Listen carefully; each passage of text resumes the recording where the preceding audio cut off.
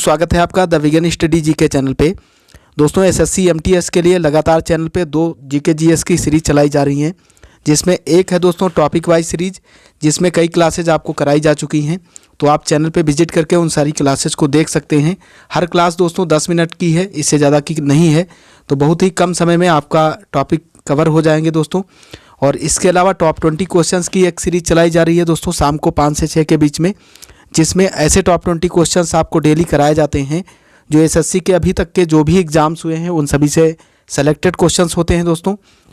तो यदि आप उन सभी क्लासेस को अटेंड करते हैं तो निश्चित एक ना एक क्वेश्चन आपको ज़रूर एग्जाम में देखने को मिलेगा, क्योंकि सारे क्वेश्चंस एसएससी में अभी तक के जो आए हुए क्वेश्चंस हैं उन्हीं से दोस्तों सेलेक्ट करके कराए गए हैं। तो दोस्तों हर क्लास जो भी टॉप 20 क्वेश्चंस की हो या दोस्तों टॉपिक वाइज हो क्लास, 10-12 मिनट्स के ऊपर कोई क्लास नहीं है। तो आप दोस्तों बहुत ही कम समय में 1.5-2 घंटे में सारी क्लासेस को अटेंड कर सकते हैं। चैनल पे विजिट करके निश्चित ही आपका वहाँ से बेनिफिट ही होगा दोस्तों, बहुत ज़्यादा समय आपका यहाँ पे नहीं वेस्ट होगा। तो आइए चलते हैं आज की क्लास की ओर बिना किसी देरी के। आज का पहला प्रश्न दोस्तों आपके सामने है, प्रस्तावना का वह प्रावधान जो सभी वयस्क नागरिकों को मतदान का अधिकार प्रदान करता है क्या कहलाता है? पंथनिरपेक्ष, प्रजातंत्र, समाजवाद या फिर गणतंत्र? तो प्रस्तावना के उस प्रावधान को दोस्तों प्रजातंत्र कहा गया है। ऑप्शन 20 का बिल्कुल राइट है। और दोस्तों 61वां संविधान संशोधन आप याद रखिएगा, जो कि 1989 में होता है, जिसके तहत दोस्तों क्या हुआ था, मतदान की उम्र जो 21 वर्ष थी उसको घटा करके 18 वर्ष कर दिया गया था। तो ये क्वेश्चन भी कई बार पूछा गया है, इसलिए आप इसे याद रखिएगा। अगला प्रश्न आपके सामने है, भारत में सर्वप्रथम पूर्व पाषाणकालीन उपकरण रॉबर्ट ब्रुसफुट को कब मिला था? 1860 में, 1863 में, 1873 या फिर 1878 में? तो पूर्व पाषाणकालीन उपकरण की प्राप्ति रॉबर्ट ब्रुसफुट को कब हुई थी दोस्तों? 1863 में। ऑप्शन 20 का बिल्कुल राइट हो जाएगा। अगला प्रश्न आपके सामने है दोस्तों, भारतीय संविधान के संबंध में निम्नलिखित में से कौन सा कथन सही नहीं है? समाजवादी और पंथ निरपेक्ष शब्द प्रारंभ में संविधान के अंश नहीं थे।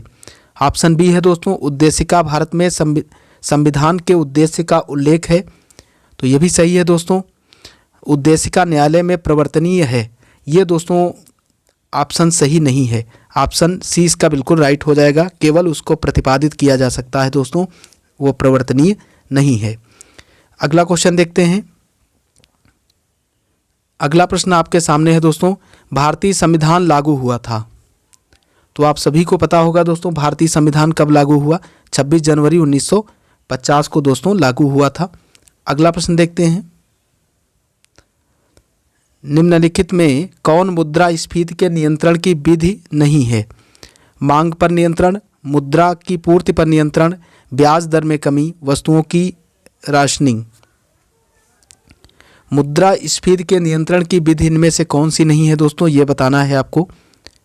तो ब्याज दर में जो कमी है दोस्तों वो मुद्रास्फीति के नियंत्रण की विधि नहीं है, बाकी सभी दोस्तों मुद्रास्फीति के नियंत्रण की विधि मानी जाती हैं। अगला क्वेश्चन देखते हैं। अगला प्रश्न आपके सामने है दोस्तों, भारतीय संविधान का प्राधिकार स्रोत कौन है? राष्ट्रपति, भारत के लोग, सर्वोच्च न्यायालय या फिर सरकार? तो दोस्तों भारतीय संविधान का प्राधिकार स्रोत कौन माना जाता है? भारत के लोग। प्रस्तावना में दोस्तों हम भारत के लोग से ही इसकी शुरुआत होती है, we are the people of India से। अगला क्वेश्चन देखते हैं। अगला क्वेश्चन है दोस्तों, क्लोरोएथिलीन के बहुलीकरण से प्राप्त होता है पॉलीथीन, यूरिया, रबड़, पीवीसी? तो क्लोरोएथिलीन के दोस्तों बहुलीकरण से पीवीसी प्राप्त होता है। ऑप्शन डी इसका बिल्कुल राइट है। अगला प्रश्न देखते हैं, वर्षा की अम्लता इसके द्वारा मापी जाती है। वर्षा की दोस्तों जो अम्लता होती है उसको किस यंत्र के द्वारा मापा जाता है? बैरोमीटर के द्वारा, या दोस्तों हाइग्रोमीटर के द्वारा, एमीटर के द्वारा, या पीएच मीटर के द्वारा? तो उसको दोस्तों किसके द्वारा मापा जाता है? पीएच मीटर के द्वारा मापा जाता है। ऑप्शन डी इसका बिल्कुल राइट है। अगला प्रश्न देखते हैं, हिमालय पर्वत श्रृंखला किसका उदाहरण है? वलित पर्वत का, ज्वालामुखी पर्वत का, अवशिष्ट पर्वत का या ब्लॉक पर्वत का? तो हिमालय पर्वत श्रृंखला जो है दोस्तों वो किसका है? वलित पर्वत श्रृंखला का उदाहरण है। ऑप्शन ए इसका बिल्कुल राइट है। अगला प्रश्न भी दोस्तों आपके सामने है, निम्नलिखित में से कौन सा पॉलीमर नहीं है? नायलॉन, टेफ्लॉन, कैप्रेलेक्टम या पॉलीस्टायरी? इसमें से दोस्तों कौन सा पॉलीमर का उदाहरण नहीं है, ये आपको बताना है। तो इसका जो राइट आंसर है वो हो जाएगा दोस्तों ऑप्शन बी, टेफ्लॉन दोस्तों पॉलीमर नहीं है। अगला क्वेश्चन देखते हैं, अल्फ्रेड नोबेल ने किसका आविष्कार किया? माइक्रोफोन का, टाइपराइटर का, डायनामाइट का या ग्रामोफोन का? तो अल्फ्रेड नोबेल के द्वारा दोस्तों कौन सा आविष्कार किया गया था? डायनामाइट का। ऑप्शन सी इसका बिल्कुल राइट हो जाएगा, डायनामाइट। अगला क्वेश्चन देखते हैं, एंडीज पर्वत उदाहरण है दोस्तों, किसका उदाहरण है? अवशिष्ट पर्वत का, वलित पर्वत का, भ्रंशोत पर्वत का या ज्वालामुखी पर्वत का? तो एंडीज पर्वत श्रृंखला दोस्तों किसका उदाहरण है? एंडीज दोस्तों किसका उदाहरण है? वलित पर्वत का। ऑप्शन बी इसका बिल्कुल राइट है। बढ़ते हैं अगले प्रश्न की ओर, मुद्रास्फीति से लाभान्वित होता है बचतकर्ता, ऋणदाता, ऋणी या पेंशनकर्ता? तो मुद्रास्फीति से कौन लाभान्वित होता है दोस्तों? जो ऋणी होता है वो लाभान्वित होता है। ऑप्शन सी इसका बिल्कुल राइट हो जाएगा। अगला क्वेश्चन देखते हैं, अगला प्रश्न है दोस्तों, किसने भारतीय संविधान की प्रस्तावना को भारतीय संविधान की राजनीतिक कुंडली के रूप में वर्णित किया है? बी आर अम्बेडकर ने, एन ए पालकीवाला ने, कन्हैया लाल मणिकलाल मुंशी ने या ठाकुर दास भार्गव ने? तो के एम मुंशी ने दोस्तों इसको जो है राजनीतिक कुंडली के रूप में प्रतिपादित किया है प्रस्तावना को। ऑप्शन सी इसका बिल्कुल राइट हो जाएगा। और प्रस्तावना को दोस्तों संविधान की आत्मा किसने कहा है? तो ये भी आपको याद रखना चाहिए, डॉक्टर एम हिदायतुल्लाह ने। किसने कहा है दोस्तों? एम हिदायतुल्लाह ने। एम हिदायतुल्लाह ने दोस्तों जो प्रस्तावना है उसको संविधान की आत्मा कहा है। और अनुच्छेद 32 को संविधान की आत्मा किसने कहा है दोस्तों? आर्टिकल 32 को बी आर अम्बेडकर जी ने। तो इसे भी आप याद रखिएगा। अगला क्वेश्चन देखते हैं, पर्वत निर्माणक भूसन्निधि सिद्धांत का प्रतिपादन किसने किया? जेफ्रीज ने, होम्स ने, डेली ने, कोबर ने? तो इसका प्रतिपादन दोस्तों किया गया कोबर के द्वारा। ऑप्शन डी इसका बिल्कुल राइट हो जाएगा। अगला प्रश्न है आपके सामने, पायरोमीटर निम्नांकित के नापने के लिए प्रयोग में लाया जाता है? वायुदाब, भूकंप की तीव्रता, उच्च तापमान, आर्द्रता? तो पायरोमीटर का उपयोग दोस्तों किसके लिए किया जाता है? उच्च तापमान को दोस्तों मापने के लिए पायरोमीटर का प्रयोग किया जाता है।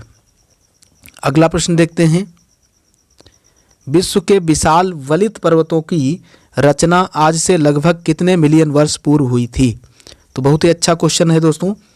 400 मिलियन वर्ष पूर्व, 320, 220 या 30 मिलियन? तो जो विशाल दोस्तों वलित पर्वत हैं उनकी रचना आज से लगभग कितने मिलियन वर्ष पूर्व हुई थी?